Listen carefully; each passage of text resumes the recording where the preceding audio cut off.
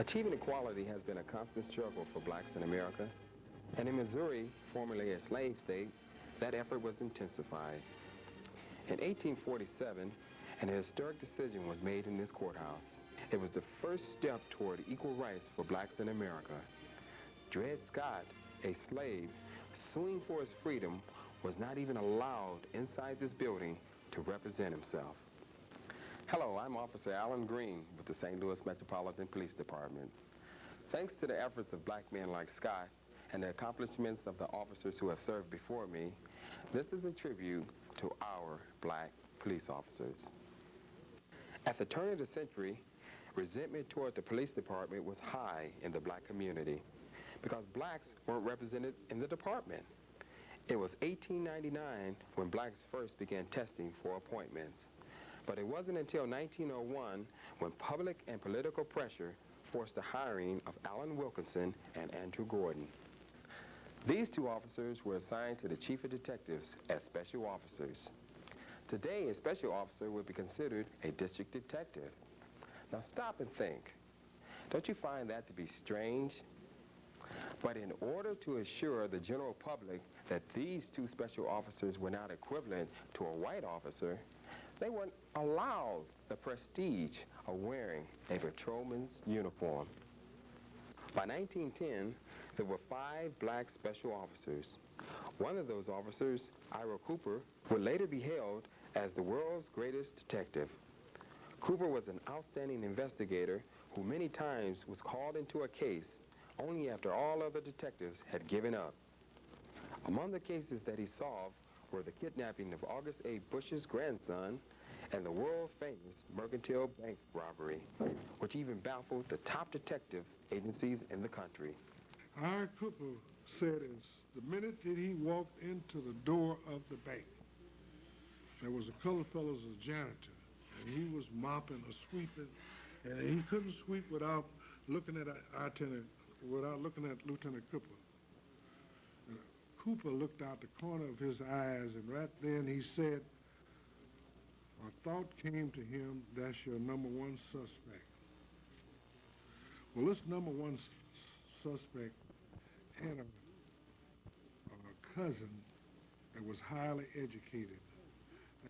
And whenever this person that was losing all this money would make a big deposit in the bank, this old man worked in there as a janitor, sent a telegram to New York, come to town, bacon is here.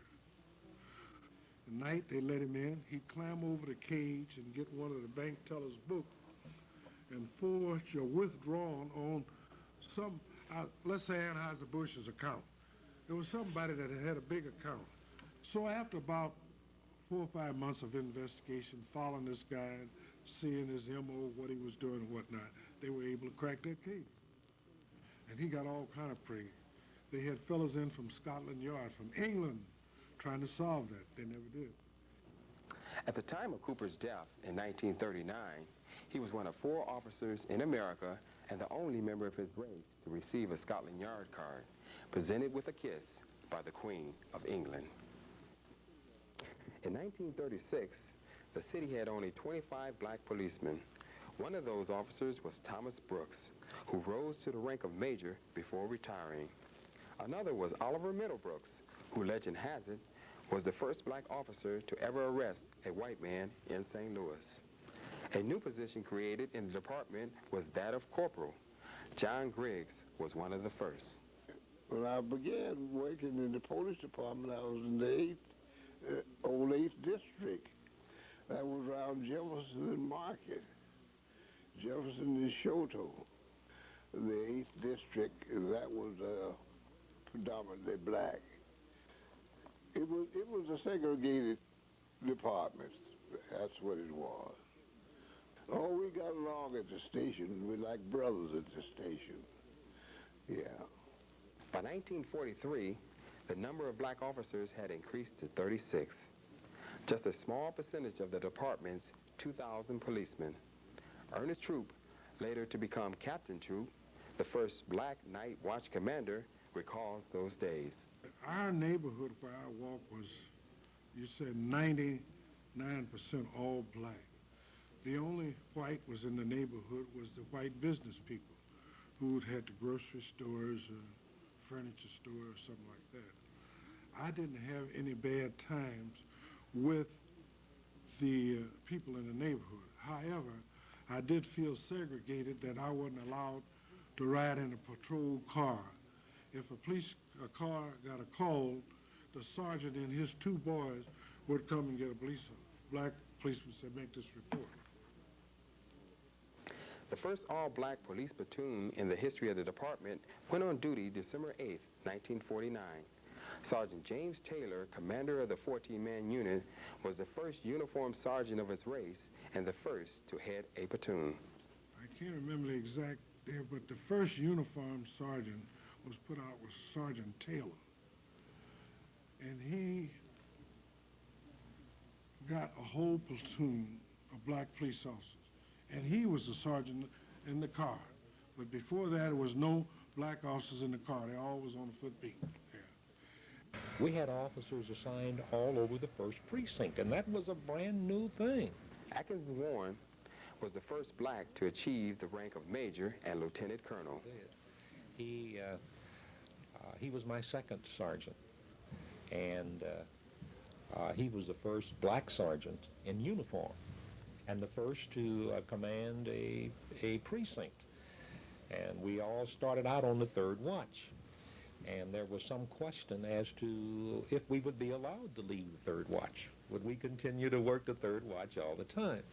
And of course, in the military platoon type setting, row for roll call, the 1st precinct is normally the 1st row.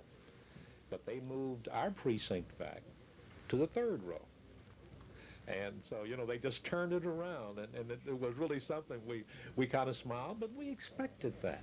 We really did, and of course, our sergeant used to use the expression of, that does not bother us. We are their best policemen. And that's the way we went. And he had not experienced much more than that, but I'm sure to him, being our leader as a sergeant, it was degrading that they would switch us around in such a manner. Eleanor Hall, who joined the force in 1956, became the first black female sergeant. I was first in police community relations. You aren't talking about the promotion, because that came years later. The promotion, I was the first African-American sergeant, and I had to work almost about 18 years before I got that, I see. And I was the first one to picket, I think, in the station, back and forth to get the ladies' restroom. I really picketed. And I threatened to go home. I know you weren't supposed to get your car and go home, but I didn't live far from the district. I said, if I don't get a bathroom in here, I'm going home. So you write me up, and I'm going to rewrite you up, because there's no facilities for ladies. There were no facilities. So they took a broom closet and made a ladies' room, put a lock on it. Lieutenant Colonel William Brown was the first black chief of detectives. Well, when I first came on, community relations-wise, I loved it. I thought that we had a better inroad to the community. At that particular time, because of circumstances, the black community was all together in one spot.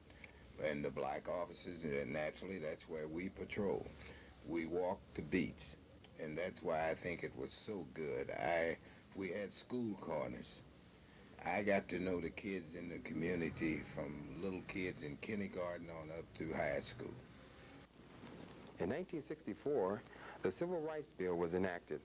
There was a lot of social unrest, and it didn't make it any easier to be black in blue. Internationally acclaimed civil rights activist Captain Charles Alphen explains why. We took more pressure from the black community because there was distrust in the police department. We were classified as Uncle Tom's, part of the system.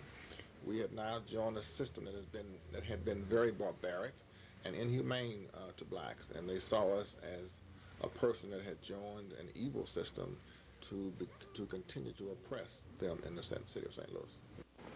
During those troubled times, Colonel Clifton Gates was one of the first and only black on the Board of Police Commissioners. Mid-60s, maybe early 70, but we were successful as a board to gain a number of increases for the police officers.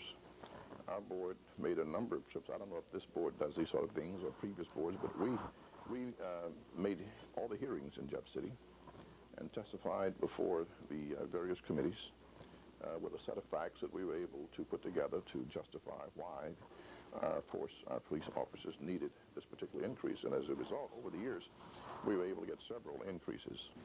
Any officer can tell you that most of police work is communicating and talking to people, and black officers are no exception.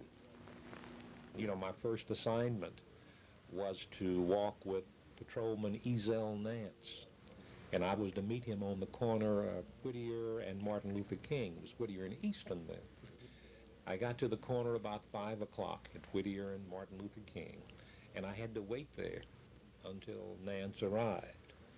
And during the course of that time, various people along the street, this is my first experience, began to come up and test me. I said test, some would speak, some got a little loud, some said, you know, I know this is a new guy, we ought to check him out, you know, and I'm going, all of these things are happening to me, and then finally Ezel showed. And the one little thing that he showed me was how cooperative people were, how easy it was to influence people. And he says, watch me. And as the streetcar stopped at the intersection, and this would have been on Martin Luther King and Newstead, he raised his hand and waved at the people on the streetcar. And almost 90% of those people waved back. He said, "Do you see that?" He said, "Now they did that automatically." He said, "So it's into people to want to be friendly." He said, "The rest is up to you." People in my neighborhood like me. I got along fine in my neighborhood because I did the favors for them. I'd go out of my way. I was kind of the chairman of the block unit around here and all that.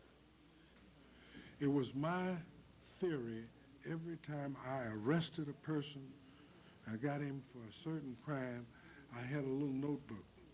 If he had a picture, I'd go to Identification Bureau and get the picture, and I'd staple it on the page, then I'd write his M.O., what he was capable of doing when he was arrested. I did that all the time, and many times as I answered a call for police for robbery or burglary, and the people would start to giving me a description of what the person looked like, I'd come up with the picture. They said, "Well, how did you know that?" If you know, most crooks, whatever they do once, they'll do it again. Very seldom they'll ever quit. They continue to do their M.O., modus operandi, whether it's purse snatching, whether it's robbery or burglary. Try to keep a Bible, as I always use, on the crooks, and you can go places. But if you try to keep it all up here, don't stay up there. Just have your little notebook and pictures, and you'll be surprised what you can get out. Most of the crimes that I saw was done like that, or talking with informers. No policeman is no greater than his source of information. You cannot look in a crystal ball and tell what's happening. Talk to people. Some people are very hinky when they talk with policemen. If you're talking to a person and you notice that he has an attitude, he don't want to talk right now, but later you can talk with him. See, you get his name and address. Some of them say, "Look, I can't talk to you right now, but come over to my house sometime tonight. I'll let you know."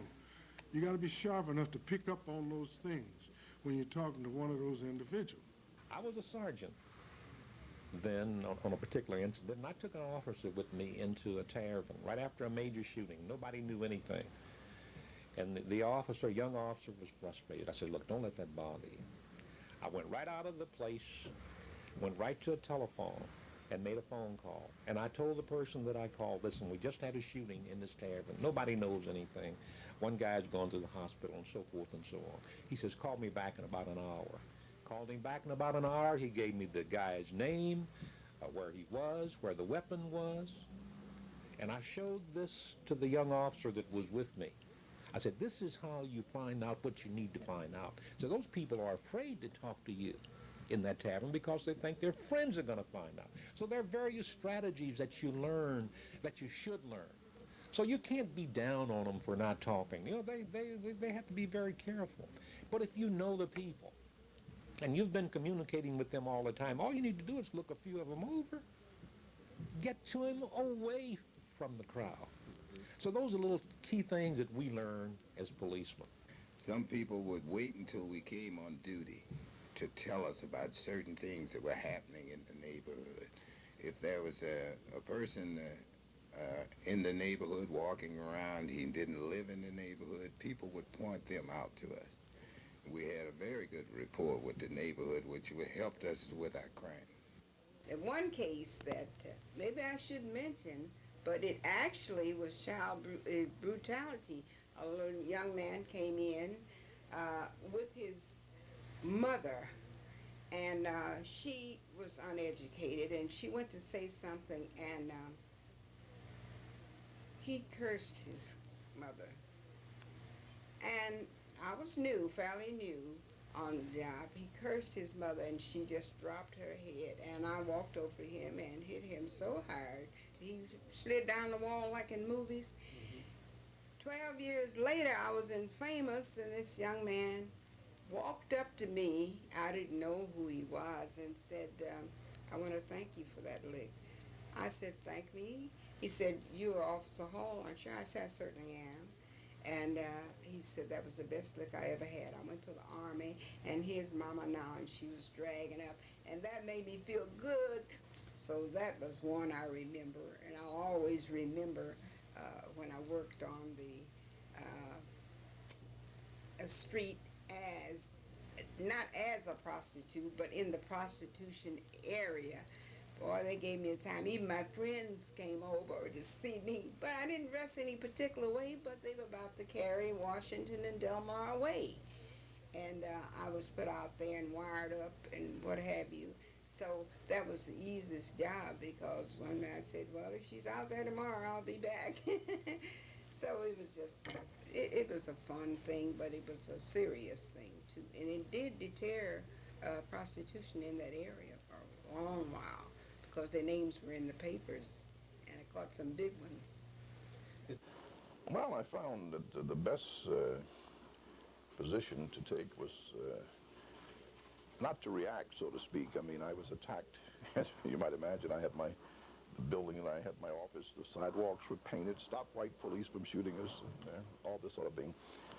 My home was picketed, and what have you, and I found the best reaction there was to take them Coke and coffee and make them comfortable, invite them in for out of the sun.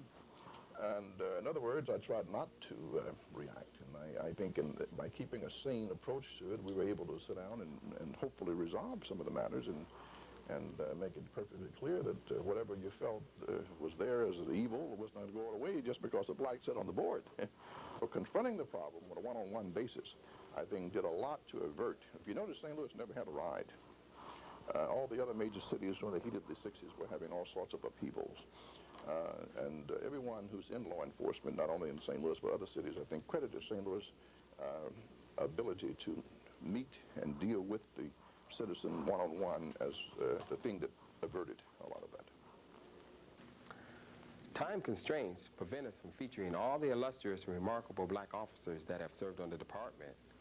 But to name a few: Colonel Ted McNeil, first black to preside over the Board of Police Commissioners; Lieutenant Barry Berry, first black commander of the training division and the first to graduate head of his class at the academy; Sergeant Percy Waters received the Medal of Valor, the highest community award for law officers; Sergeant Earl Jennings, first black officer in Canine Division; Major Clarence Harmon, first black to be secretary of the Board of Police Commissioners; Lieutenant Will Gooden, first black in the Traffic Division; Captain Edward Bowden, first black captain in the St. Louis Metropolitan Police Department; Lieutenant Audrey Lee, first black female lieutenant.